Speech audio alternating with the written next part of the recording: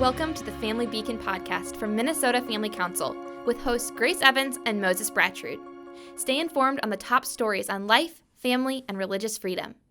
Get the facts, stand for truth. Hello and welcome to our very first podcast episode. I'm Grace Evans. This is Moses. We're so excited to be here. This is the Family Beacon. This is the new podcast from Minnesota Family Council. We are the Minnesota's only statewide group devoted to fighting for life, family, religious freedom. We're here today because we want you to be able to stay informed on the crucial issues facing our state. We want you to be able to have a framework for understanding what you hear in the news. We are prayerfully looking at what are the top stories this week when it comes to life, family, and religious freedom. We're in a new era where there's an unprecedented attack on religious freedom.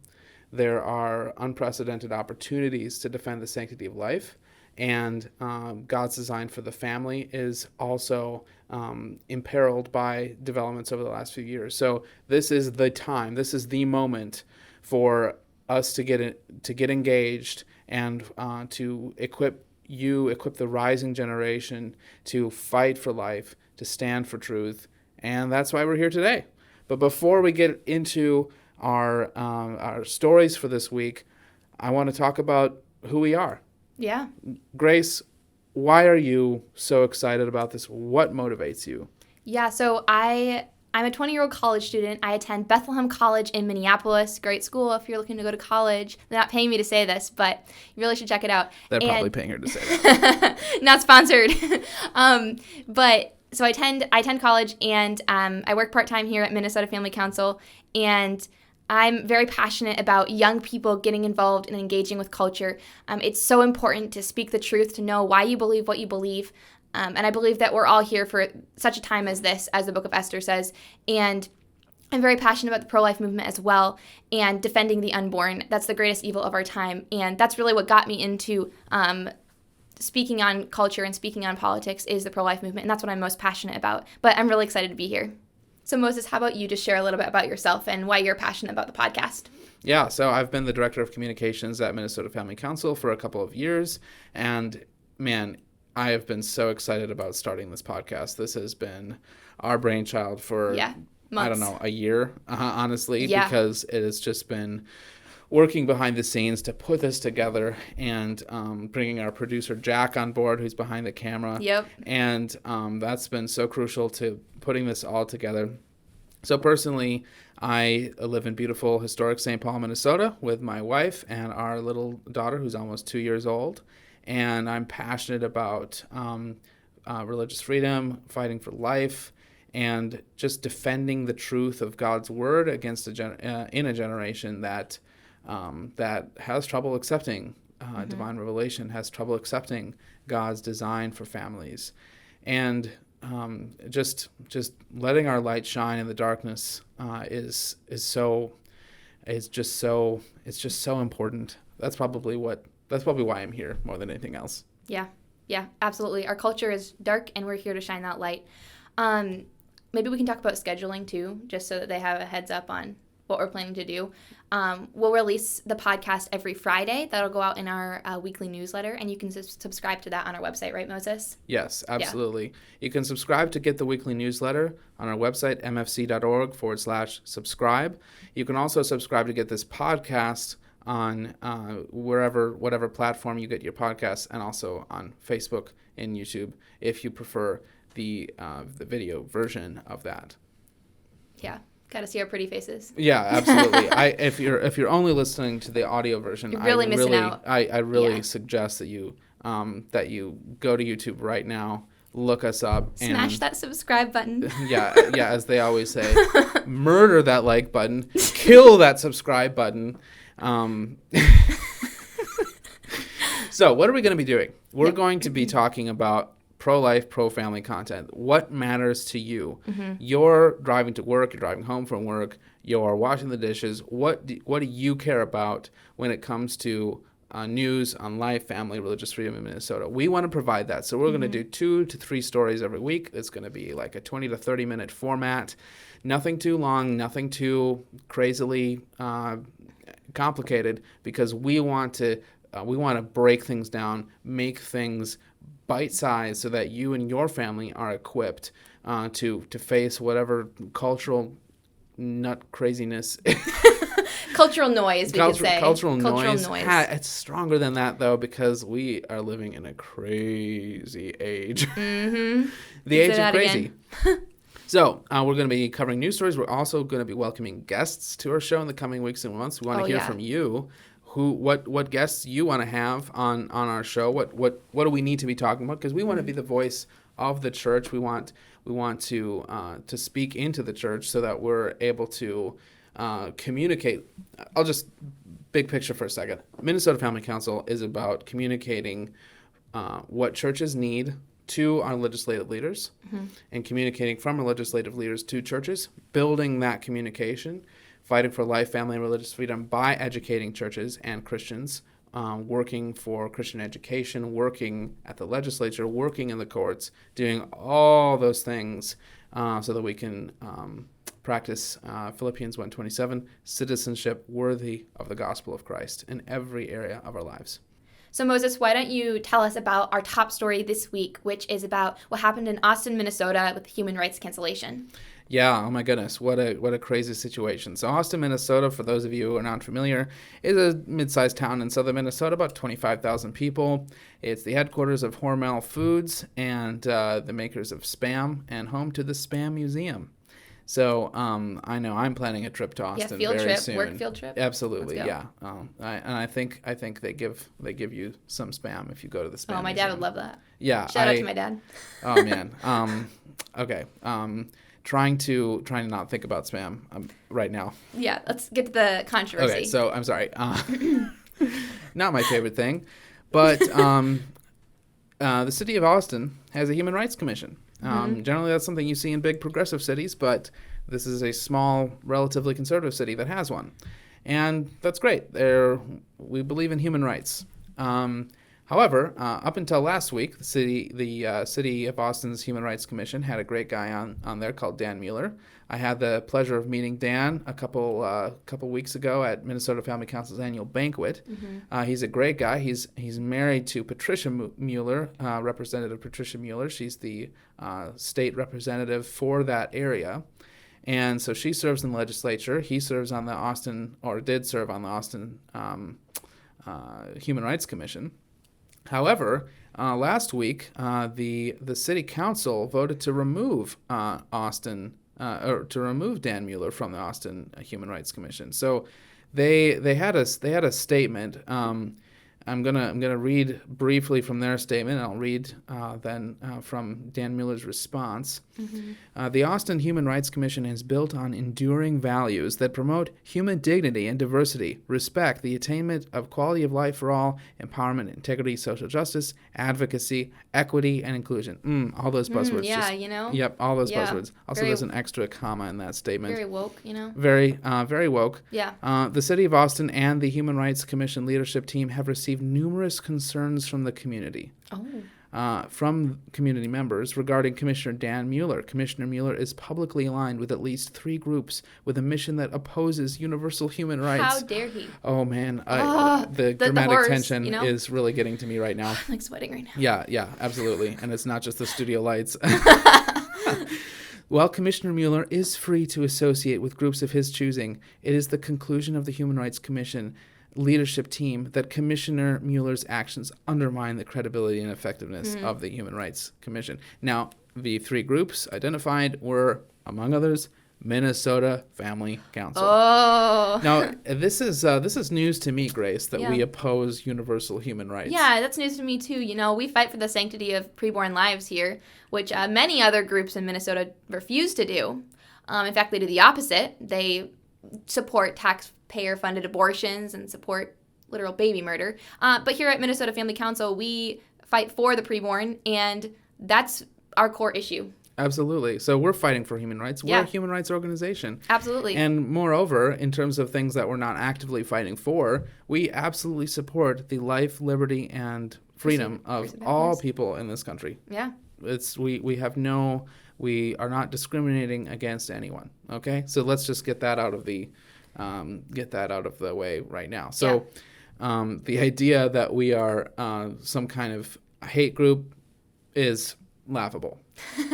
Yeah. And so I really appreciated former Commissioner Dan Mueller's response. I just There's love some this. good stuff there. Yeah, so he says, I stand in opposition to the claims of those outside the Human Rights Commission and the actions taken by those within the HRC. I have served on the Human Rights Commission and throughout the community, etc., without incident or issue until recently, with no change in my actions or a change in his commitment to the community. What has changed is that my wife was elected to the Minnesota House of Representatives, and I think that is very important here. Yeah. And now people who were once colleagues and community connections we supported have begun to attack my wife and me over political differences. These claims are all political and not even connected to me. They are that through attending events with my wife, including Minnesota Family Council, that I'm somehow espousing their values. The claim is thus that I'm not for the human rights of all people. But what I learned, and this is crucial, what I learned from the last meeting of the Human Rights Commission is that the main reason and proof is that my wife signed on to the Protection for Girls and Women's Sports bill that seeks to protect girls from competing against biological boys in female sports. Their claim is that this makes my wife, and thus me by proxy, anti-transgender. Oh, wow. And et cetera. So and he talks about how he believes in equality for everyone, how he works with multiple immigrant groups. He does that out of his deep Christian faith. So this is a guy who's really walking the walk. Yeah, This is someone who is working, who's reaching across the aisle, reaching out to unbelievers and reaching out to refugees and immigrants and helping them gain dignity in their lives, get jobs, get housing in the Austin area. Yeah. And what does he get for as a reward for his labor? He gets canceled by the woke scolds, you know. Yeah, Can I say that? you absolutely The woke can say scolds. that. The woke scolds came for Dan Mueller. Yeah. And they Hashtag said, canceled. Yeah, they said You know? that he espouses values that are against our precious Human Rights Commission values. Even though he fights for immigrants and, you know, make sure that they have a place to be here in America. Like that's a great issue to be a part of, and that's something that I think all of us should agree is good. But apparently, it's not good enough for it's not good progressives. Enough. And you know, I might go out on a limb here and say, I just looked up this guy's resume, and he's super impressive. He's done so much work for immigrant communities. I would kind of guess that he's probably done more for literal human rights than his former colleagues on the Human Rights Commission that are canceling him. Maybe they were envious. Maybe that's the subtext here. So the city council voted 6-1 to remove him. 6-1. That's insane, Moses. Wow. I know. Yeah. There was one city council member who voted against that decision. He had a great statement on that. I wish I could find his name here, but anyway, it's just a crazy story. So we're talking about rural Minnesota, right? You know, it's the home of here. spam. We're not talking about the big bad Twin Cities. Where we are right now. We're talking about a rural farm and agriculture and manufacturing based community, and this is what's going on. So the idea that this is a problem, this type of cancel culture is a problem in the cities, the cities around the country, or just the Twin Cities is absurd. Right. And even just what he's getting canceled for, Moses, you know, with Save Girls Sports. I mean, I know we could talk about that forever, but oh man, yeah. So he's getting canceled for wanting to protect women and girls so that they have a level playing field. Or just because his wife wants to protect them. Yeah, because his wife wants to. That's ridiculous. And even, I think we can bring in the Christian element with cancel culture, Moses, just briefly. Jesus, of all people, he has the right to cancel all of us. We're all dead in our sin. We all deserve eternal judgment. And if anyone could cancel, it would be Jesus. But what did Jesus do when he was here on earth? He didn't go around canceling people. He told people, go and sin no more. He recognized their sin. He didn't just overlook it. That's not what we're saying. But he didn't go cancel them and say, oh, you've sinned and there's no grace for you. God is a God of grace. He's one of mercy. And he associated with harlots. He associated with the lowly and the downtrodden and those who had every right to be canceled by worldly standards, but with Zacchaeus, who was a tax collector who cheated people. And Jesus didn't cancel them. And of all people, he could have. So we need to follow his example. A lot of the times people say, what did Jesus what would Jesus do? And I don't really like that. I like to ask, what did he do? What did he do on earth? And what he did was not cancel people. He called out sin. He wasn't afraid to call out sin, but he told them that there was grace, that they could move forward. And that's what's really hard about cancel culture, is it destroys the chance of reconciliation. Am I right? Absolutely. Yeah, like think about the broken relationships that are going to be created here. Think about the ways in which Dan Mueller hopefully will be able to continue his work, but he won't be able to do that from the platform of the Human Rights Commission. Yeah. I imagine that really helped him in his work helping immigrants find housing and so forth. So I think you're absolutely right about cancel culture. It divides rather than unites us. It is not a what would Jesus do type of situation, or what Jesus did type of situation. I like that. So speaking of Jesus is the reason we're here. We want to defend the truths revealed to us in the Bible. But a specific story about Jesus this week came out. Yeah. Do you want to tell us a little bit more about that? Yeah, I would like to tell you guys. This is our other top story of the week. So Eureka Springs is a town in Arkansas, and on Friday morning of last week, as we're recording the podcast, we're recording on July 13th. So, the people of Eureka Springs, Arkansas, woke up, and what they saw was a sign on the Christ of the Ozarks statue. This is a really big statue, right? Yeah, it's a really big statue. It's the tallest statue of Jesus within the entire United States. Wow. So it's really big, and that's about 7 stories tall. So this is huge. It's not just like this little, dwarf thing. It's really tall. I think it's about 67 feet tall. So that's really big. And basically, we got to back up a little bit. In Decline is an activist art collective, and I'm sorry, I just want to. The name is In Decline. Yeah, In Decline. Like it's kind of, I think they must have thought it was a play on words or something, because it's an art group. They call themselves activists too. Okay. Basically, okay. So these people wake up, and there's this sign that's about 44 feet long, and it says, "God bless abortions." It's painted in red paint on a white backdrop, and it's in the hands of Jesus, the Christ of the Ozarks. So this is huge. If you're not looking at this, we'll put it on the screen for you. The picture will be up on the screen, but if you're listening, this is a statue of Jesus. Like, you've probably seen like the Christos Redemptor statue in Brazil. Yeah, the hands outstretched. Jesus' hands are outstretched. He's saying, "I am the light of the world. Whoever believes in me will not die, but will have eternal life." That's the offer of the gospel. That's why Jesus is portrayed with his hands open. He's welcoming anyone in who will believe. And so this group is using the opportunity of the fact that his hands are raised up to put a sign on both sides. On it. And what does the sign say? It says, "God bless abortions." Oh. I know, isn't that a nightmare? When I first saw it, I know I shouldn't laugh, but I laughed because it was so ridiculous. It was just the kind of thing where it's like, they did what? Seriously. They did what? So let's talk about In Decline. It's comprised of, this is according to their website, graffiti writers, filmmakers, photographers, and full-time rebels and activists. Oh boy. In Decline focuses on social, ecological, and economical injustices carried out by American and international governments, corporations, and law enforcement agencies. So this is the group that decided to come early in the morning when it was a little bit dark, so they could hide under the cover of night, onto private property where the Christ of the Ozarks is located, and use pulleys and other climbing gear to climb the statue and put their "God bless abortion" sign in the hands of Jesus. Does it sound like I'm making that up? Kind of does. It sounds fake. It sounds fake. And let's get this straight too. In Decline has a history of supporting abortion too. It's not just this one-time occurrence. I have 2 examples for you. In March of this year, they vandalized a Christian billboard in Mississippi, which originally said, "Worried, Jesus offers security," which, great billboard there. They vandalized it to say, "Worried, Planned Parenthood offers abortions." No. Oh, no. I know. No. Why? That is absurd. The idea that you can take a billboard that that urges people to go to Jesus with their worries and insecurities, and Jesus, who says in the Gospels, "Take my yoke upon you and learn from me, for I am gentle and lowly in heart, and you will find rest for your souls." That's the promise Jesus makes to us.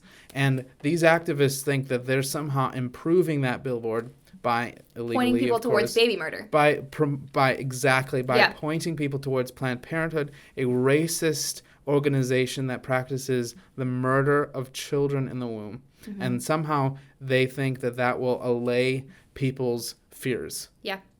Terrible. Honestly, it doesn't get more satanic than that. Was there lightning in the sky? Child murder. Yeah. It's child sacrifice. Yeah. Was there lightning in the sky when this took place? I mean, I wouldn't be surprised. What's up, Jack? I just had something to contribute. Their logo is a man in a briefcase with devil horns. So.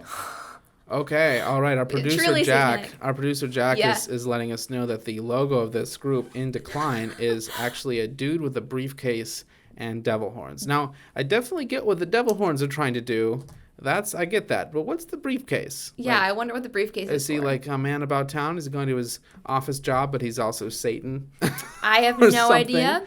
I mean, they're full-time rebels and activists. Maybe that makes them look more professional. Oh, I can't even. I hate that phrase, but right now, I literally can't even. So let's move on to the second thing that In Decline has done to support abortions.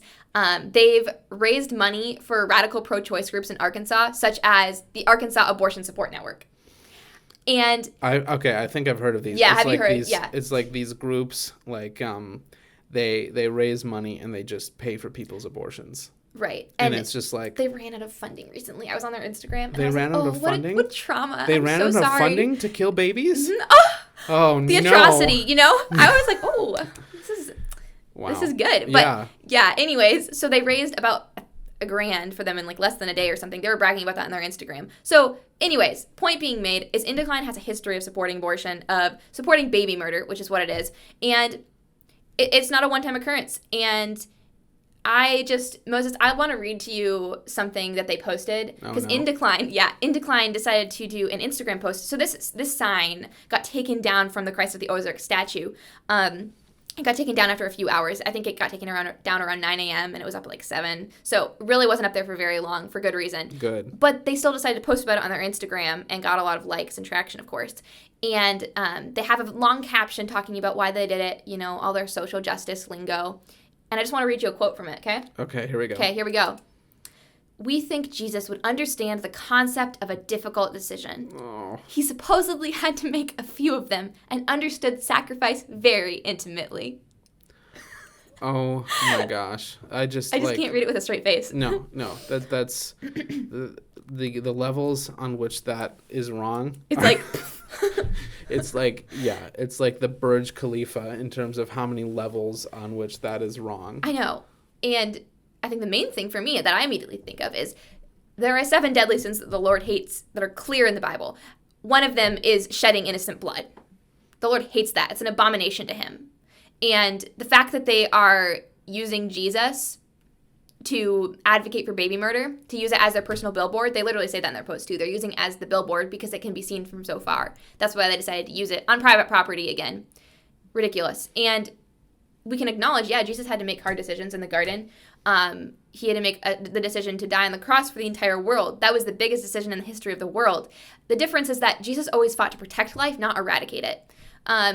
He always fought to protect it. So that's just ridiculous. Those are my thoughts. Do you have any thoughts on that to add on? Yeah, no, I mean, you're absolutely right. So Jesus understands sacrifice. No one understands sacrifice better than the one who laid down his life for his sheep. Mm-hmm. And so they have the audacity to compare Christ laying down his life, sacrificing himself for the whole world, to someone choosing to commit an abortion, and they're calling that a sacrifice. And what it is that you're sacrificing someone else's life for your own convenience. Mm-hmm.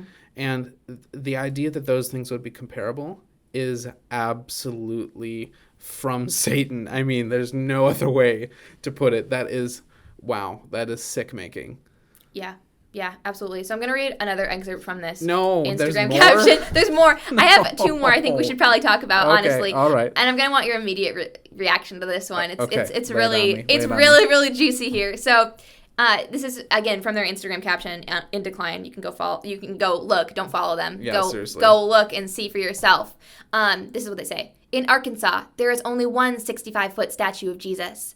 There is also only one abortion clinic. no professional sports teams, just a bunch of angry men with no outlets, writing outrageous laws about, content warning everyone, I'm going to use an anatomical term, and get ready for it, vaginas. Okay, give me the whole sentence. Okay, no professional, just a bunch of angry men with no outlets writing outrageous laws about vaginas. Okay, I'm just gonna just gonna for one, that. So ridiculous. I know. Okay, so I'm sorry, but read it again. Do we know? No, I want to wonder. I'm just wondering if our friends at In Decline, which I think is such a maybe we should name. reach out to them, see if they'd be interested in coming on the podcast. I wonder if they know that pregnancy is a thing that actually takes place in the uterus. Not the vagina. Like the embryo implants in the uterine wall and forms a yolk sac, which then grows, and then that is where the baby is until birth. And I think so the idea, I think they wanted to use the V word because they're like, they want to be transgressive. Gotta be like feminist. Yeah, because uterus cool, isn't like, I don't know. It's not it doesn't sketchy. have the It's same not as provocative, I feel transgressive like. ring. Yeah, it's not as provocative, exactly. But by doing that, they're literally being factually wrong. And I just think, just to start, that's a problem, Yeah. Like they're claiming to be the ones defending women's rights, but they apparently don't even know that And pregnancy. also that they're on the side of science. Oh, and they yeah. can't even admit Right. that life begins at conception. Do they? No, they don't. Oh, they don't. They can't even admit that. Sure. Yeah. Of course they don't. There are some pro-abortion people who will, and that's Some people, really I guess, do. interesting. I mean, it's becoming more mainstream to believe that, honestly. Yeah, it used to not be. People used to have to deny that because that's what made it consistent. But. Right. No, and the really chilling thing is when you have people saying, "Oh yeah, life begins at conception." That's a human life in there. Yeah. And we're gonna go in with poison and end it anyway, or with surgical The instruments. life isn't worthy enough to outweigh the life of the mother. Right. And we're not talking about a situation where the life of the mother is at risk. We're just talking about a situation like 99% of abortions where there's no rape, no incest, no threat to the life of the mother, but there's economic Pressure from worries, the boyfriend, maybe. pressure from a boyfriend, Or pressure from family. And those are the reasons for most abortions. It's not because there's any type of threat to anyone's life, except for the child's life. Okay, wow. Anyways, yeah, they didn't use the right scientific term there. I should have used uterus. Just for starters, there's a lot more we could say, I feel like. There's so much more. There's so much more. Like the idea that's all Arkansas is. I wonder. I don't know, but like, haven't any women in Arkansas been? Are there any pro-life women in Arkansas? I wanted to look that up and see. I bet there are. Because I bet there were women who decided that too. I bet it fits the optics of this group Roe to say. v. Wade was decided by all white males. Good point. Well, all Good males. point. All males. Maybe don't quote me that it's all white, but I know it was all males. Yeah, so the first black Supreme Court justice was Thurgood Marshall. I don't know if he was on the court at that time, but he might have been. It was all males, though. So, definitely all men. Yeah. No uterus, no opinion. That could be taken out of context. Jinx padlock, no backs. Can I read you one more quote, Moses? No. From this article? Just one more? more? No, I don't want it. Gotta do it. Okay. Okay. Oh, fine. Okay. This is again from their Instagram. We aren't necessarily pro-choice or anti-life. Those terms are doublespeak. We just think abortion is a bleep miracle worth celebrating. Part of me really wants to laugh, and part of me wants to cry, because it's so, like, okay, first of all, let's just talk about what the real miracle is. The real miracle is the life and the ability of a woman to support life and carry a child for 9 months. It's unique to women, and it's a true miracle, and life itself is a miracle. What's not a miracle is ripping children from their mother's wombs when they're preborn. That's not a miracle, and that's not worth celebrating. Lighting up skyscrapers in New York, which happened a few years ago, is not something that we should do to react Lighting them up in pink baby to colors. celebrate in abortion. Baby colors to celebrate abortion. People say abortion isn't celebrated in our culture. It is celebrated. This is proof of it. They say it's a miracle worth celebrating, and that's becoming more mainstream too. It's really ridiculous. Do you have more thoughts on that, Moses? Oh my gosh, I have so many thoughts. I need to calm down for a second. I know, just the idea that abortion is somehow miraculous when, do you know what abortion does? Like, there's chemical abortions and there's surgical abortions. And I don't want to get into the dirty details, but a chemical abortion poisons a baby in the womb. A surgical abortion rips the baby apart in the womb. It's just, that's just what it is. And if you want There's more details, medical terms for that, Yeah. you know, but that's what a dilation and an extraction abortion is. You rip the baby into pieces with surgical instruments, and then you extract them. That's what abortion is. That is what they're calling a miracle. I just think not only are we disgusted by that, it's really disgusting. but I think most Americans honestly would find that be like. In fact, there's been some polling recently because of the new the Gallup poll. I think it might have been Gallup. I thought Maybe. it was Pew, but Maybe it was. There's the Dobbs v. Jackson Supreme Court case where the Supreme Court will consider whether it's legal to restrict abortion after the or before viability, because that's the current standard under Roe v. Wade. You can't restrict abortion before viability. And so the law in question is, I believe, Mississippi law, saying that abortion should be illegal after 15 weeks. Now, first of all, abortion should be legal, period. A 15-week ban is a start. It's a start, yep. And the Supreme Court could, and that'll be, we'll hear about that decision next fall, 2022. And we'll be keeping you posted on that, too. And we will be keeping you posted, absolutely. In fact, our organization might be involved in that case. So we'll let you know. The, where was I going? Where were you going? Abortion laws.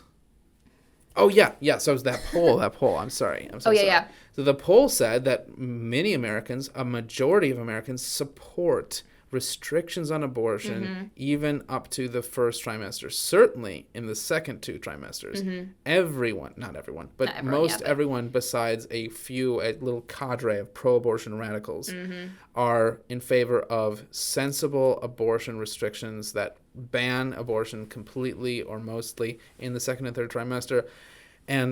And that's the way it is in most countries. Most countries have way more conservative abortion laws than the U.S. The U.S., I think, is only up there with Canada, China, and North Korea in terms of the nasty openness of our abortion laws.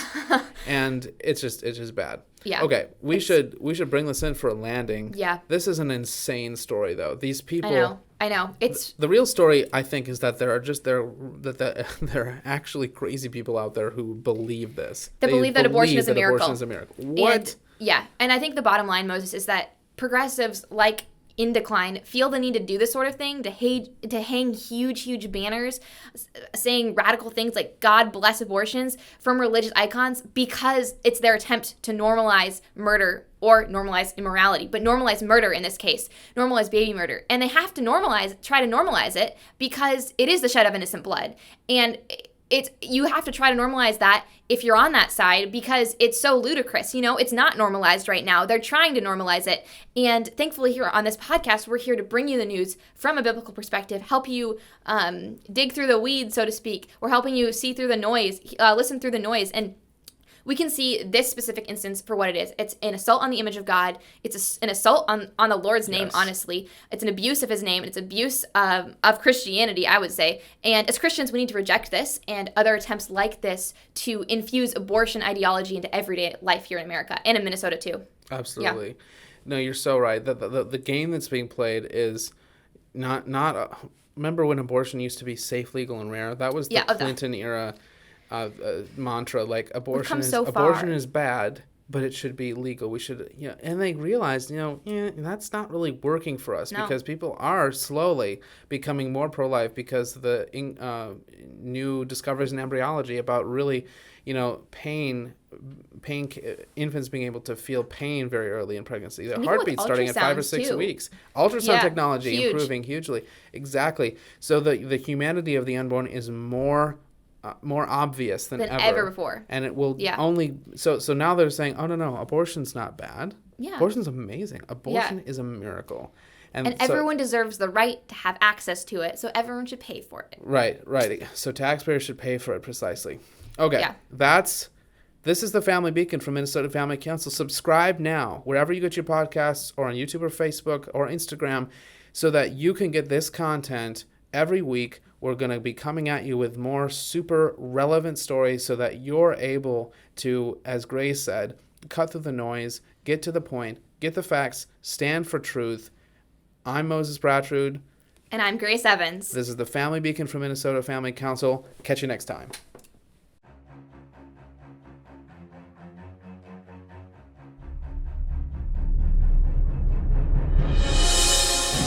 Thanks for listening to or watching this episode of the Family Beacon podcast from Minnesota Family Council. Subscribe wherever you listen to podcasts so you're up to date on life, family, and religious freedom. You can follow us on Instagram at MN Family Council and subscribe to us on YouTube to watch our content. Get the facts, stand for truth.